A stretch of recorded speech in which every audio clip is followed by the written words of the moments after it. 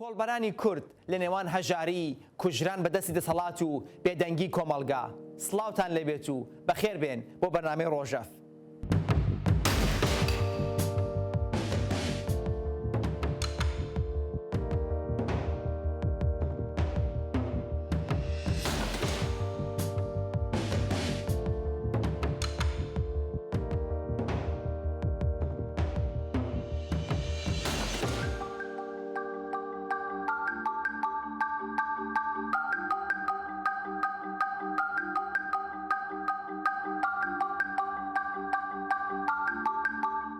ساڵانێکی زۆرە کۆڵبەرانی کورد بە تەقەی ڕاستەوخۆی هێزەکانی کۆماری ئیسلامی ئێران دەکوژرێن و یان بریندار دەبن. بە پێی ئاماری ڕێکخراوەکانی مافەکانی مرۆڤ تەنیا ساڵی پار 86 کۆڵبەر لە ناوچە سنوورەکانی ئێران کوژران و 170 کۆڵبەریش بریندار بوون. لە دوو حوتەی ڕابردووشدا 2 کۆڵبەر کوژراون و 11 کۆڵبەری تر بە توندی بریندار بوون. بۆچی کۆماری ئیسلامی بەردەوامە لە کوشتنی کۆڵبەران کە لە ناچاری و بۆ ئەوەی بتوانن تیکەیەک نان بۆ خۆیان و خێزانەکانی پەیدا بکەن دەکوژن؟ بۆچی گەلی کورد لە ئێران و بیری گشتی لە ئێران هیچ کاردانەوەیەکی بەرچاو و کارەگەریان بەرامبەر بە بەردەوامی کوشتنی کۆڵبەران نییە؟ ئازیزان، بۆ باسەر ئەم تەوەرە ئەمڕۆ لە بەرنامە دوو میوان لەگەڵمان دەبن. میوانەکانی ئەمڕۆمان کە هەردوو لە ڕێگای سکایپۆ لەگەڵمان دەبن بریتین لە بەڕێزان ئەرسەلان یارەحمەدی، ئەندامی دەستەی بەڕێوەبەری ڕێکخراوەی هەنگاو و بەرپرسی ماڵپەری ئەو ڕێکخراوەیە لە سلێمانیەوە و ئارێز زارعی، ئەندامی دەستەی بەڕێوەبەری کۆڵبەر نیوز لە ئوسلۆوە. بەخێرهاتنی هەردوومیان بەرامە دەکەم و لەسەر ئێزنیان لەگەڵ کاک ئەرسەلان دەست پێ دەکەین. کاک ئەرسەلان، ئەگەر بکرێ بۆ دەستپێک ئامارێکمان پێ بدەن لە نوێترین پێشێلکاریەکان بەنسبەتی کۆڵبەران و ئەو هەواڵانەکە هەیە بەنسبەتی کوژران و تەقەکردن لێیان. زۆر سپاس بۆیەوە بۆ ڕاستاندنی ئەو دەرفەتە. بەنسبەت دوایین ئاماری کۆڵبەران، ئەو ئامارانەی کە ئێمە وەکو ڕێکخراوی مافی مرۆڤی هەنگاو تۆمارمان کردووە، ئەمساڵ لە ماوەی 5 مانگی یەکەمی ساڵی 2019 زاینی 116 کۆڵبەر کوژراون و بریندار بوون کە لەو ڕێژەیە 37 کۆڵبەریان کوژراون، 79 کۆڵبەری دیگەش بریندار بوون بەنسبەت ماوەی هاوشەوەی ساڵی ڕابردوو، یعنی 5 مانگی یەکەمی ساڵی 2017 زیاتر لە 135 لەسەد زیادی کردو ڕێژەی قوربانی بوونی کۆڵبەران، کەمە دەری دەخات بەنسبەت ساڵانی پێشوو ئەمساڵ ئەو ڕێژەیە زیاتر بووە. ئەگەر بنسبەت ئامارێکی گشتیش چاوەڕێ بکەین، لە ساڵانی ڕابردوودا کوژران و برینداربوونی کۆڵبەران ساڵ لە ساڵ زیادی کردووە. بۆ وێنە لە ساڵی 2016 96 کۆڵبەر کوژراون و بریندار بوون، لە ساڵی 2017 ئەو ڕێژەیە گەیشتە. کاک ئەرسەلان، پێم وایە باڵێ بەداخەوە بۆ هی کێشەی سکایپۆ کاک ئەرسەلان بڕا هاوکانیم هەڵدەن پەیوەندی پێ بکەنەوە. کاک ئارێز، ئامارەکانیان لە ئێوە چی پشتڕاستی ئەو ئامارە دەکات کە کارسان ئاماژەی پێدا؟ دیارە بە دقیقی ڕەنگە زۆر لێک نەچن، بەڵام ئێمە ئەگەر باسی ئەم ساڵ بکەین، ینی سێ مانگی بەهاری 1998 هەتاوی 50 کۆڵبەر بریندار و کوژراو بوو کە لەو 50 نەفەرە ئەوەی کە ئێمە یاداشمان کردووە 19 کەسیان گیانیان بەخت کردووە کە 12 کەسیان مستەقیمەن بە تیری مستەقیمەن کوژراون، یعنی تەقریبا ڕاستەوخۆیان لێکراوە. و بەشێکی ئەمانە ئەسەن لەناو سنووردا نەبوون، بەڕاست ئەنی لە قوڵایی شارەکان و مەتەقەکانی خۆیان یا لەسەر مەزرا و شوێنی کار و کاسپیان بوو. و ئاماری کە پارەکەتان بۆ خۆتان باس کرد، ئەم مانگی یعنی لە 13 ڕۆژی مانگی تازە یعنی جۆزەردان نزیکەی 15 کۆڵبەر بریندار و کوژراو بوو لە نێکەم ئەوانەی کە ئامارەکان دەستکەوتووە. چەند کۆڵبەر کە ناوەکان نەنووسراوە، ئەوە بەتابەتی دانیکە لەم ڕۆژانەی ئاخردا کە لە مەنتەقەی پیرانشار بریندار بوو، بە برینداری خۆی شاردۆتەوە، خۆی نیشان کەس نەداوە، گەڕاوەتەوە بۆ شوێنە بۆ مەنتەقەکەی خۆی و خاتری وەی باسی لێ نەکرێ، کەس نەزانێ، چون جەریمە دەکرێ. ئەو فیشەکانی کە پەیوەندراون پوڵی وانی لێ دەستێنرێتەوانێ. بەرحاڵ نیشان دەدا کە لە 13 ڕۆژی یا حدەقەل لە 8 ڕۆژی ئەوەڵی مانگی جۆزەردان کە 15 کەس بریندار و کوژرابوون حتممە لە 15 ڕۆژی داهاتوودا ئەوە زۆر زیاد دەکە ئەو ئامارە تا دێ زیاتر دەچێتە سەرەوە. باڵێ کاکە سەدان گەڕاوە لە من کاکە سەلان بەنسبەتی ئەو ئامارانە کە ئامەشتان پێدا بڕا کاک ئارێز ئاماژەی بۆدا کە ئەم کۆڵبەرانە هەمویان وانە بێت کە لەسەر سنوور کوژرابێتن هەندێکیان لە قوڵایی خاکی ناو ئێران کوژراون ئامارەکانی ئەوە چی دەڵێوەرەوە؟ کاک شاید ئەگەر ئامارەکەم وت نازانم تا چەندی پێش و ئامارەکان گەیشت بێەوە بەس من لە سەرەتا ئاماژەم کرد کە و ئامارەی ئەمە من لەم پرۆگرامە پێشکەشی دەکەم ئاماری ساڵی زای نییە چون حسابی ئەوم کردو کە ئەو بەرنامە بۆ پارچەکانی دیکەی کوردستانیش بڵاو دەبێت بۆیە ئامارەکانم بەپێی ساڵی زاینی ئامادە کردووە. لە ڕاستیدا ئێمە کاسبکار و کۆڵبەر دەنووسین ئەو ڕۆژێ قوربانی بریندارەکان ئێمە کاسبکار و کۆڵبەرن هێندێکیان مثلان بە ئۆتۆمبیل لە سوار ئۆتۆمبیل بوون کە تەقییان لێکراوە بەشێکیشیان هەن ینی بەڕاستی دەتوانم بڵێم ڕەنگە سی لەسەری ئەو کۆڵبەرانی کە دەکوژدێن لەسەر سنوورەکان نین لە ڕەنگە مەودای 4-5 جاری واشێ 10 کیلومتری لە نێو سنووری ئێراندان تەقییان لێ دەکرێت دەکوژێت. کەواتە ئەم کوژرانە تەنیا ئەوانە نین کە بە قسەی بەرپرسانی ئێرانی و خۆیان دەڵێن ئەمانە سنووریان بە شێوازێکی نایاسایی بەزاندووە و مەترسی ئەویان دروست کردووە کە ئەمانە هێزی بێسڵات چەکداری دژبەر بن. بەڵێ ئەگەدارن دو هەفتەی لەمەوبەر بوو کە سەردار قاسم ڕزایی بەرپرسی هێزە سنووریەکانی ئێران وای ڕاگەن وتی کە کۆڵبەران کەسانێکن کە فریویان خواردووە و سنوور دەبەزێنن و لە ڕاستیدا ئاسایشی کۆمەلگا و ئاسایشی ئابووری وڵاتیان سوتە مەترسیەوە ئەگەر چاولێکی ئێمە بەڕاستی بەشێ لەو کۆڵبەرانە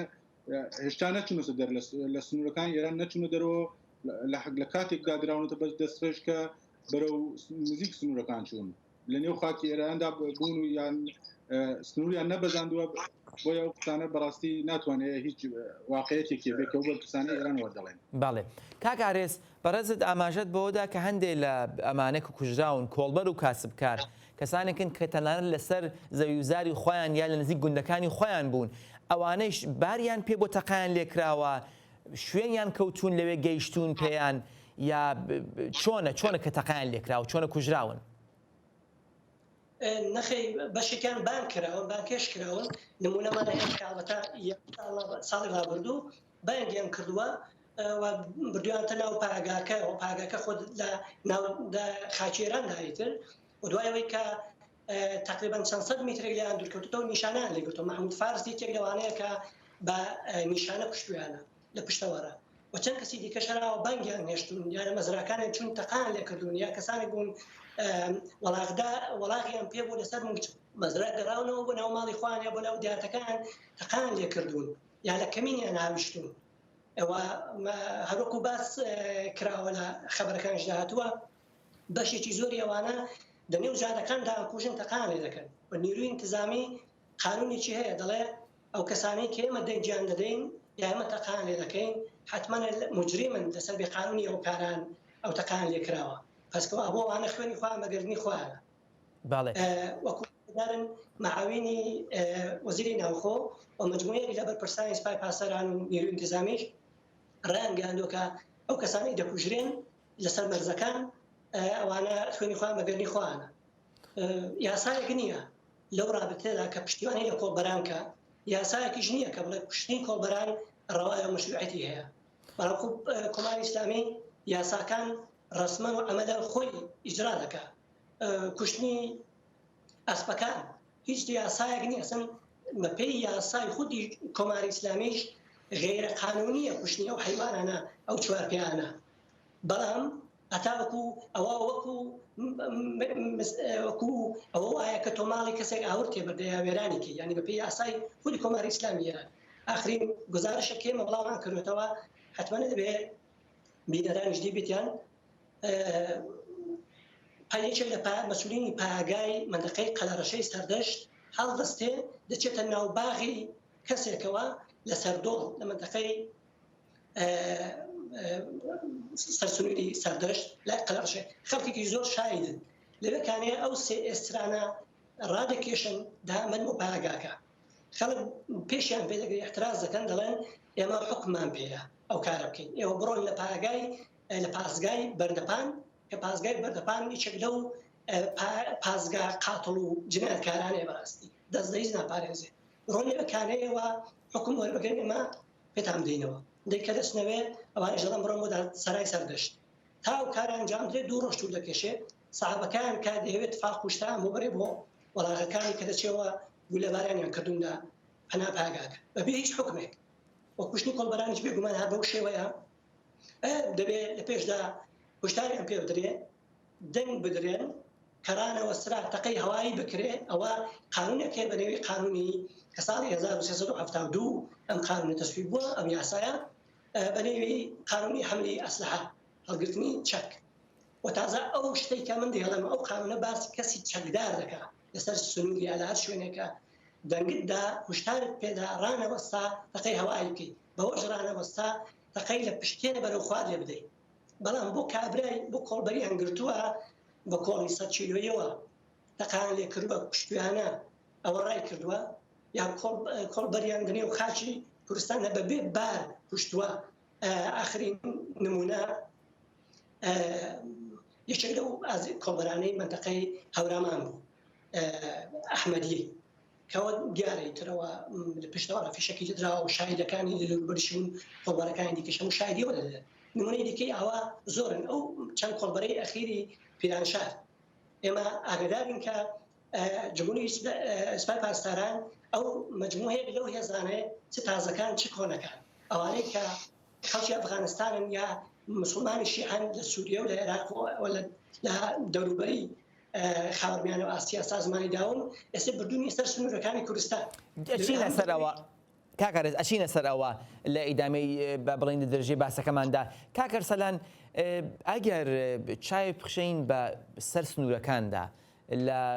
با بڵین سەلماسە و بەرەو خوار تا هەورامان لە چ ناوچەیە زیاتر تەقەکردن لە کۆڵبەران دەبینرێت واتە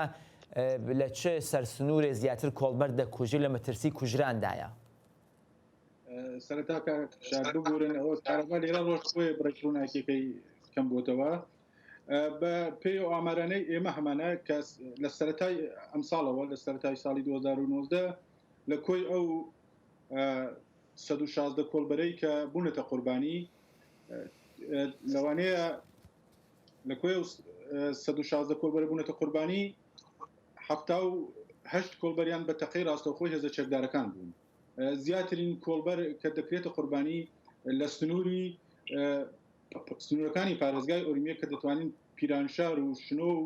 ئۆرومیە و خۆی لەگەڵ بانە و مەریوان ینی بانەورا بەرەوسەر زیاتر دەکرێتە قوربانی ئەویش هۆکارەکەی لەوانەیە بگەڕێتەوە بۆەوەی کە لە ماوەی ساڵانی ڕابردوودا پاراستنی سنوورەکانی پارێزگای ئۆرومیە و سنە کەوتێتە دەستی هێزی سوپای پاسداران بۆیە زیاترین قوربانیان ئەوانی بە تەقەی ڕاستەخۆن لەو شارانن لە ساڵی ڕابردووش لە ساڵی 2018 بە پێی و ئامارانەی ئەمە کۆمانکردۆ زیاترین کۆڵبەر لە سنووری شاری پێرانشەر بوونەتە قوربانی کە 45 کۆڵبەر بوون دوای ئەوە سەردەشت بە 44 کۆڵبەر بانە بە 32 کۆڵبەر مەریوان بە 22 کۆڵبەر و شاری ورمێش بە 21 کۆڵبەر لە ڕێزی دواتر جیانگرتۆ زیاترین کۆڵبەر لەو سنوورانە بوونەتە قوربانی سەبارەت بەوەی کە کاگاراز دیارە باسی هەندێک لە حاڵەتەکانی کرد کۆڵبەران لە نزیکۆ دەکرێنە ئامانج هەر ئەو ڕووداوەی کە بەڕاستی چەند ڕۆژ پێش لە سنووری پیرانشەر و شنۆ هاتە ئاراوە و ئێمە کە سەرەتا هەواڵەتمان بڵاو کردەوەوتمان هێزەکانی سوپای پاسداران بەڵام دوای 2 ڕۆژ کە من خۆم توانیم ڕاستەخۆ لەگەڵ یەکێک لە کۆڵبەرەکان قسە بکەم یعنی ئەو تاییدی کرد کە ئەو هێزی سوپای پاسداران نەبووە هێزی هەچی شعبی بوون دواتر دوای ئەوەی تەقیان لێکراوە لە مەودایەکی 20 متری تەقیان لێکراوە و تەنانەت 2 دانە لە کۆڵبەرەکانیش دوای ئەوەی لەلایەن ئەوانەوە ئەشکەنجە دراون دەستیان شکاوە و پراسویان شکاوە ساڵی ڕابردوو تەنانەت 2 کۆڵبەر دوای دەست بەسەرکران ینی کاک عەزیم ئەحمەدی تەمەن 4 ساڵ لە شاری نەوسود و کاک محمود کتابی تەمەن 31 ساڵ لە شاری بانە کە لە سنووری سەردەشت گیرابوو ئەوانە دوای ئەوەی کە دەست بەسەر کراون و لە مەودای 1-2 متریدا تەقیان لێکراوە بۆیە پاسەوانانی سنووری ئێران بەڕاستی هیچ ئەغمازێک ناکەن لە کوشتنی کۆڵبەران خودی یاساکانی خۆشیان پێشل دەکەن بەنسبەت ئەو کاکە سەلان ئاماژەت بەوەدا کە لە پارێزگای کوردستان و ورمێ واتە ئازەربایجانی ڕۆژئاوایی زیاترە تەقەکردن لە کۆڵبەرەکان لە کرماشانە کەمترە واتە لە کرماشانە مەرزبانی ها بەدەست پۆلیس و ئەو خۆیان پێدەڵ نیروی انتزامی بەڵێ لە 2 ساڵی ڕابردوودا 2 ساڵی ڕابردوو دوای ئەوەی کە بەشێک لە هێزەکانی ڕۆژهەڵات لە سنوورەکانی پیرانشار و شنۆ جێگیر بوون دی پاراستنی سنوورەکانی پارێزگای سنە و پارێزگای رومیە ڕاستەخۆ کەوتە دەست سپای پاسداران بەڵام لە پارێزگای کرماشان ئەو سنوورانە لە دەست هێزە ئەنتزامیەکاندا ئێستا هەرچەند لە پارێزگای کرماشان سنووری کۆڵبەری کەمترە و تەنیا ناوچەی سەلاسی باوەجانی و هەورامان دەگرێتەوە بۆیە دەتوانێت یەکی لە هۆکارە سەرەکیەکان ئەوە بێت کە سپای پاسداران خۆی ئەو ناوچانە کۆنتڕۆڵ دەکات وەک کەمتر کوژرانەکە لە پارێزگای کرماشان هەم دەگەڕێتەوە بۆەوە کە سپا لەوێنی هەم بۆ کە بەگشتی کۆڵبەری لەوێ بەو شێوە کە باوە لە کوردستان و لە ورمێ لەوێ لە پارێزگای ورمێ بە فەرمایشی لەوێ باو نییە کۆڵبەری هەیە لەوێ بەڵام چون سنووری ئەو شارانەی کەمن ینی تەنیا لە نەوسود و سەلاسی باوەجانی سنوور هەیە کە خەڵک کۆڵبەریکەن لە سنوورەکان و بەرەوخواردی لەو شارانە بەرەوخوار هیچ شارێکی کوردستان نییە کە خەڵک کۆڵبەری بکەن لە نێوان سنوورەکانی باشوور و ڕۆژهەڵات یان لە ئیلام بڵین کە لەگەڵ شارە شیعەکانی باشووری عێراقدا هاوسنوورن کۆڵبەر بەو شێوەی کە لە پارێزگای سنە و لە پارێزگای ورمێ هەیە بوونی نییە. باڵێ کاگارێز جەناب ئاماژە دەدا بەو باسی با بڵێن هێزەکانی ناسراو بە حەشتی شعبی کاگەرسەدانیش وتی لەگەڵ کەسێکا قسەی کردو پشتڕاست کراوەتەوە ئەوە بە پێی زانیاری ئێوە ئەم هێزانە کە پێی کوتی هێزی حەشتی شعبیە بە فەرمایشی ئەو هێزانەی کە کۆماری ئیسلامی لە وڵاتە جۆرا و جۆرەکان پێکی هێناون لە هاوڵاتیانی شیعی وڵاتە جۆرا و جۆرەکان بۆچی بێ لە کوردستان جێگی کرابێتن ینی ئەمە بۆ بەرەنگاری هێزی سیاسیە یا هەر بۆ زیاتر ترساندنی ئەو کۆڵبەرانەیە؟ پرسیارێکی زۆر جوانە ئەسان ئەوە جەوهەری سیاسەتی کۆماری ئیسلامی لەو پرسیارەدا نسبەت بە کوشتنی کۆڵبەران خۆی دەبینێتەوە. بە بڕای من هەموو ئەم شتانە واقعی یەکیانەوەی کە کۆماری ئیسلامی ئەم هێزانەی لەلایەکەوە پەروەردان دەکات بۆ هەر ئەگەرێت چ لە دەرەوەی سنوورەکان لە دژی کەسانی دیکە بەکاریان بەرێت هەروەکو کە دیتومانە چ لە ناو خۆی سنوورەکەەوە ئێران و کوردستاندا لە دژی خەڵک بەکاریان بەرێت. دووەم بێگومان کوشتنی کۆڵبەران بۆ زۆر کەسان پرسیارە کە بۆچی بەو ڕێژە بەرفراوانە دەکوژرێن و ئەمانە من پێم وابێەوە بێ و تاقیقات و لە کۆڵنوانەی ئێمە کردومانە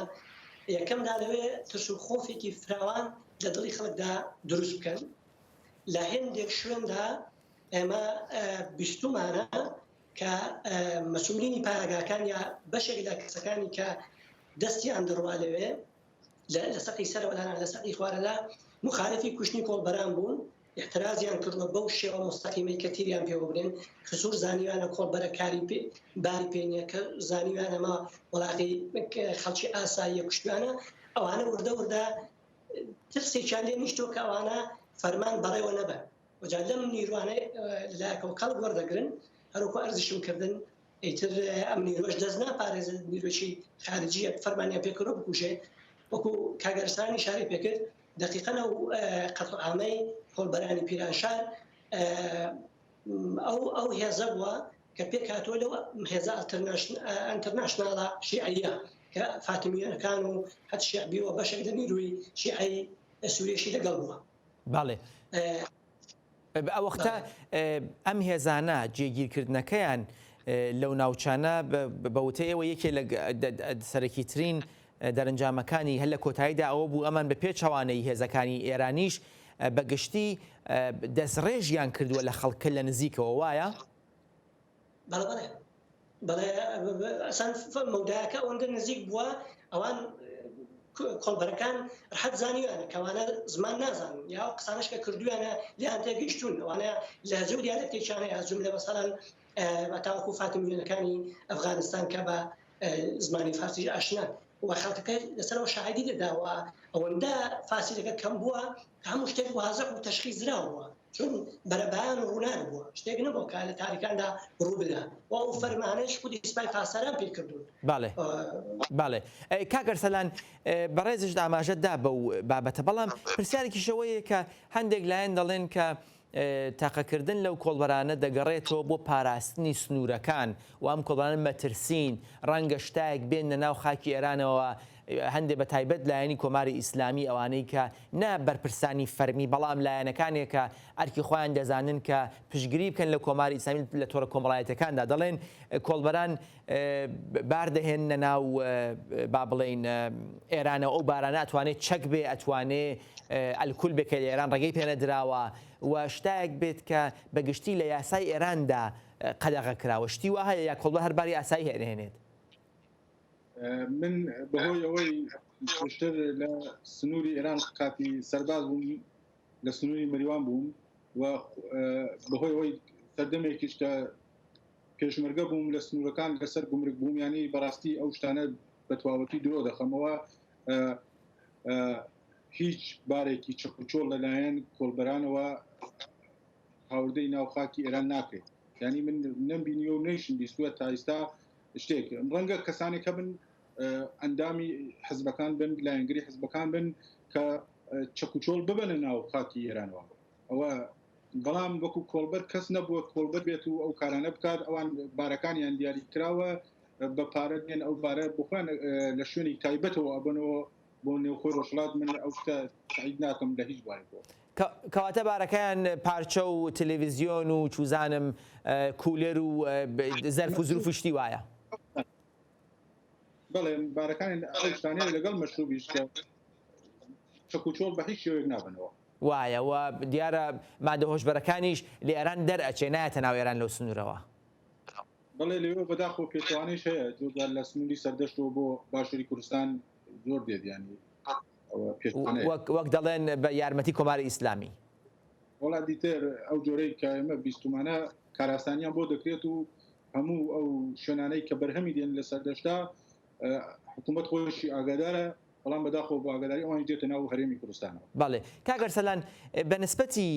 کاردانەوە چی پرسیارەوەیە کە وەک زانیاریەکانی ئێوە ڕێکخراوەکەی ئێوە چەند ئەم کوژرانە بووەتە هۆی دروستبوونی نیگەرانیەکی جدی کە چاوەڕوان بکرێ ئاگادار با بڵێن کاردانەوەیەکی لێ بکەوێت چەند ئەگەری ئەو کاردانەوە هەیە لایەنی خەڵکەوە یان نا خەڵک عادەتیان کردو بیستنی هەواڵەکان بەڕاستی ئەو شتەی بڵێن خەڵک عادەتیان کردووە جۆرە لە جۆرەکان بەڕاستی خەریکە جێ دەگرێت ینی وەکو ئەوەی کە پێشتر خۆکوژی ئێستا زۆر عادی بۆتە خەڵکەکە کە دەڵێن مەسەڵەن ئەو ڕۆژە لەگەڵ خەڵکی پیرانشار خۆی قسەمە کرد باسییان لەوە دەکرد سەرەتا خودی خەڵکردیانوت لەوە سێزدە باسی سێزدە کۆڵبەر دەکرات کە کوژابن بەڵام خۆشیان دخنیان لە خۆیان بوو کە دیانوت چۆن هیچ کاری ناتوانین بکەین ئەو شتە خەریکە بەداخەوە دەبێتە عادەت لە نێو خەڵکدا و کوژانی کۆڵبەران زۆر عادیە دەبێتەوە کەویش جێگای مەترسیە بەو هێزانش کاتونە لەسەر سنوورەکان و بۆەوەی کە حکوومەت زیاتر دەهێوێت کۆڵبەران کاتە ئامان دیارە بە لێدوانەکانیاندا دیارە کە بەرپرسانی ڕژیم دەیدەن و هەروە بە میدیا سێبەرەکانیان کە ڕۆژانە باس لەوە دەکەن کە ئەو کۆڵبەرانە کۆڵبەرنین لە ڕاستیدا و چەکوچۆڵ دێرن دیارە پلانێکی تایبەتیان هەیە کە کۆڵبەران زیاتر بخەنە بەر هێرش و زیاتر ئەزیەتیان بکەن بۆیە دەبێ ئێمە بینێ دەنگ بەڕاستی ئاوا بەو شێوە نەوێستین هەم لە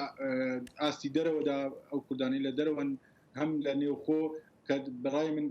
ئەو چالاکیانەی لە نێوخۆ دەکرێت کاریگەری زیاترە و دەبێت خەڵک بکردەوە وەکو 2 ساڵ پێشی بانە کە هاتنە سەر شەقام کردەوەیان هەبێت. باڵێ کاک ئارێز بەنسبەتی بیری گشتی ئێران چی؟ یعنی زۆر جار هەواڵێک ساز دەبێت لە ئێراندا بەنسبەتی پێشەکردنی مافی مرۆڤ هەم لە میدیاکاندا هەم لە ناو خەڵکدا لە تۆڕە کۆمەڵاتەکاندا دەنگدانەوەی هەیە جۆرێک نیگەرانی دروست دەکات و تەنانەت دەسەڵات دێتە وەڵام پێشتر لە سەبارەت بە کۆڵبەرانیش هەندێک کاردانەوەی ئاوا بینراوە بەڵام نە زۆر با بڵێن گەورە و کاریگەر بۆچی بیری گشتی ئێران ئەوانەی کە دژی کۆماری ئیسلامین بە نسبەتی کوژرانی کۆڵبەران ئاوا بێدەنگن؟ زۆر جوانە با من لە نوێنەرانی کۆماری ئیسلامی لە مەجلیس کە لە کوردستانەوە بەرحاڵ چوون قسە بکەم ئەوانە تا ئێستاکانەیە هیچ احترازێکیان بەو کوشتارانە نەکەن و کە سوپای پاسەران دەکە جۆرە بۆڵەهایەک دەکەن ئەوی زیاتر نیسبەت بە مجموعەیە کەسی لە خوارەوەی نیروی انتزامیە دژ بە سوپای پاسەران هیچ قسەیەک ناکەن دلیلەکەشی زۆر وازە سوپای پاسەران ئەوانەی لەو شوێنە داناوە تا ئێستاکانی هیچ پەروەندەی کۆڵبەرێک نییە ئەو نمایندانی مەجلیسی کۆماری ئیسلامی پەیگیریان کرد بێ حەقیان بوەستان بێت و احترازەکانیان هەر لەو حاڵەتانەدا کە زیاتر تەبلیغاتە بۆ ڕێی وەرگرتنی لە داهاتووی خۆیاندا هیچ لەو کۆڵبەرانە کە وەکیلەکانیش بۆ دوایان کەوتون زەحمەتێکی زۆریان بۆ کێشاو مجموعەیەک وەکیلی دڵسۆز و شەرافەتمەند ناتوانانی بە سەرەتاییترین مافەکانی خۆیان بەدەست بێنن ئەو قانونەی کە دەبوو کەسێک کە تەقەی لێ کراوە ئەو قانونی ڕەعایەت نەکردووە دەبوو مەئمورەکە دادگایی بکرێ جەریمە بکرێ و خەساراتی کۆڵبەرەکانیش بدرێتەوە ئەو شتە بەرعەکس کراوە لە کوردستان ئەو کەسەی کە بزانن تیری وێکەوتووە ئەو کۆڵبەرە بە دوایدا دەگەڕن جەریمەشی دەکەن هەروەکو لە پەروەندەیەکمان لەمە باس کرد لە پیرانشار کە پوڵی مینەکان لێ دەویستەوانێت مجموعەیەک ڕۆژنامە لە ئێران مجموعەیەک ڕسانە ئەچون لە ئینا و ئیسنا مجموعەیەک پرۆگرام و گزارشیان بەڵاو کردە و راپۆرتیان بەڵاو کرد لەسەر کۆڵبەرە ئاخرین جار لەگەڵ چەندێک لەم خەبەرنیگار و ڕۆژنامەوانە سەرەتای ساڵی بەهاری ئەمساڵ پەیوەندی مانگرێمە گوتمان ئێمە ئامارێکمان بە ناسنامە و مشەخەساتی زۆر وردەوە هەیە پێتایی دەین بڵاویکەنەوە گوتیان بۆ خۆشمان ناتوانێت تا خەبەری کۆڵبەران بڵاوکەینەوە چون دەستورمان پێدراوە هیچ میدیایەکی داخلی بۆی نییە کۆڵبەران کێشەی کۆڵبەران پوشش بدا دیوارێکی محکەم لە بەرابەر ئەوە دانراوە کاچایە ئەو کۆڵبەرانەی کە باریان پێەیە بە کاسبکار و بە کۆڵبەرەوە ئەوەی لەسەر سنوور بە وەڵاغەوە یا ئەوانەی دیکە بە ماشێنەوە دەکوژێن بیادە بریندارە بن بارەکان مستەقیمەن بۆ سوپای پاسداران یا بۆ نوری انتزامیە ئەوە سەرمایەتی زۆر کۆ دەکەن ڕۆژانە لەسەر ئەو سنوورانە بە ئازاری و بە قاچاقی ملیاردەها بە ڕۆژانە ملیاردەها تمەن سوپای پاسداران و جمهوری ئیسلامی قازانج دەکات لەم هاتوچوانە بەشێکی زۆر ئەو کۆڵبەرانەی کە گیانیان بەخت کردووە بۆ نمونە لە منتەقەی سیلوانەی ورمێ سوپای پاسدارانی ئێستەکانێ بەستیجی زەنانی عەشایری دروست کردووە هەتا ئەو دوو جە شمارەشی دروست کردووە بۆ خاترەوەی دەکە زۆر زەرقوبەرە دات و سەرنجی خەڵک بۆ لای خۆرا بکێشێ ئەوانە وابەستە بە خۆی دەکات ناچاریشیان دەکات چون سەرپەرستی ناوەڕێکیان نییە ئیمکانێکیش نییە احتراز زۆر سپاسانەکەم داوای لێبوردن نەکەم کاتمان کەم ماوە کاکەرسەلان ئەم پرسیارە بۆ بەڕێزت کۆماری ئیسلامی دەڵێ ئێمە کۆڵبەری یاساییشمان هەیە ینی کەسانێکی بەڵگەیان هەیە لە ڕێگی یاسایی و ئەڕۆن باری قاچاق بە قسەی خۆیان لە ڕێی یاسایی و ئەبنەوەی هێننەوە شتی وا هەیە ینی کۆڵبەر هەیە کە بەرگەی هەبێت و لە مەترسی کوژراندا نەبێت ئەو کۆڵبەرانە لەڕاستیدا کاک شاهد کۆڵبەرانێکن کە لە ڕێڕەوەلێکی تایبەتی یاسایی خودی حکوومەت کە دایناون مثلەن لە هەر شارێک دووسی ڕێڕەوی تایبەت هەیە ئەو کۆڵبەرانە لێەوە هات و دەکەن ئەو کارتانە بەڵام تەنیا بە کەسانی دەوروبەری سنوورەکە دەدرێت و تەنیا بەوانەش دەدرێت کە کارتی بەسیجیان هەبێت ینی بە جۆرە لە جۆرەکان گرێدراوی سوپای پاسداران بن دواتر من لەگەڵ ئەو خودی و کۆڵبەرانە قسەم کردووە ئەوانەی کە ئەو کارتیان هەیە تەنیا دەتوان لە مانگا 2 یان 3 جار نۆریان دەکەوێت کە بچین بۆ کۆڵبەری ینی تو لە مانگا 2 یان 3 جار بڕۆی بارێک بێنی هەر بارێک داینین 200,000 بێتە 600,000 تمەنی ئێرانی هیچ کێشەیەکی ئەو کۆڵبەرە چارەسەر ناکات بۆیە ئەگەر ئەوانش کارتی کۆڵبەریان هەیە دیسان ناچارن لە ڕێگەی دیکەشەوە لە ڕۆژانی دیکەدا بچن بۆ کۆڵبەری کەواتە و کارتی کۆڵبەری چارەسەری کێشەکان ناکات بەهۆی ئەوە کە هەم درەنگ نۆبەتیان نەکەوێت و هەم ئەوە کە با بڵێن ژیانەکە دژوارە زۆر سپاس دیارە باسەکە هەڵگری لێکۆڵینەوەی زیاترە بەڵام بەداخەوە گەشتە کۆتای بەرنامەکە زۆر سپاس لە بەڕێزان کاک ئەرسەلان یاراحمەدی ئەندامی دەستەی بەڕێوەی ڕێکخراوی هەنگاو و بەرپرسی ماڵپەڕی هەنگاو و بەڕێز ئارێز زارعی ئەندامی دەستەی بەڕێوەبەری کۆڵبەر نیوز و ئێوەی ئازیز کە تا کۆتایی بەرنامە لەگەڵمان بوون تا بێگەیشتنەوەیەکی تر ژیانتان پڕ لە شادی و سەرکەوتن.